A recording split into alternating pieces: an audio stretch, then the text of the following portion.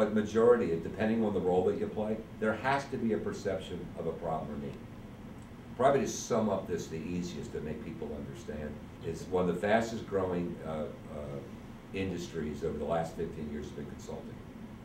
Okay, consulting spring up all of them. You see millionaires are made because they're selling their practices to each other, and et cetera, et cetera. Yeah. And if people would realize where that's coming from, okay, it's that companies around the country have huge problems and needs because they can't find the right people to resolve them, or the people they have created those problems or needs.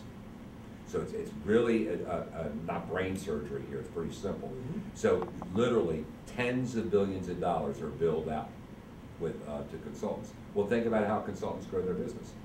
They hire salespeople, business development people, whatever they may call themselves, to identify those companies that have particular problems and needs that their level of expertise does. They identify the person that's been responsible for resolving that, right?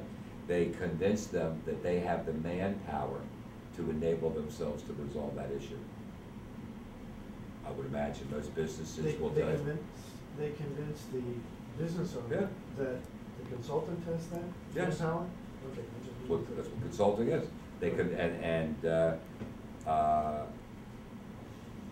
I'm sure the business owner resists a little bit. We don't have the money. We're not in that mode yet. We've got all these problems. But that good salesperson, business development person in consulting, has conveyed or convinced them that they really didn't spend any money on that consulting. That, hey, well, once we get in there, we're going to be able to make you more money, save you. This is going to pay for itself many times over. That business owner, we're all business owners, right, have convinced ourselves, well, I'm willing to take that chance then. Write the check. And then that consulting company, right, goes and on the internet, okay, or a monster career builder, finds people to fulfill that role for 30 cents on the dollar. It's like selling food, right, like a restaurant. They find that individual do it for 30 cents on the dollar, pay their overhead, and the rest is their profit. Like a law firm is like consulting. Well, let me ask you a question to tie all this together. All right. If companies are willing to hire consulting companies, okay, and dismiss the fact whether they have industry or experience or not, obviously have the funds to invest in that to people that are not engaged in that company, right? They're being paid billable hours, whose main focus is probably to get more billable hours and find more problems once they're involved in that.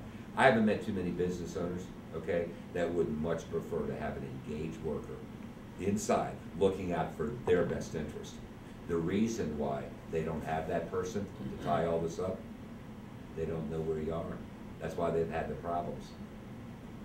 That's why it's critically important to change the methods of your hiring practices, so you don't go find that, have to be forced into hiring that consultant,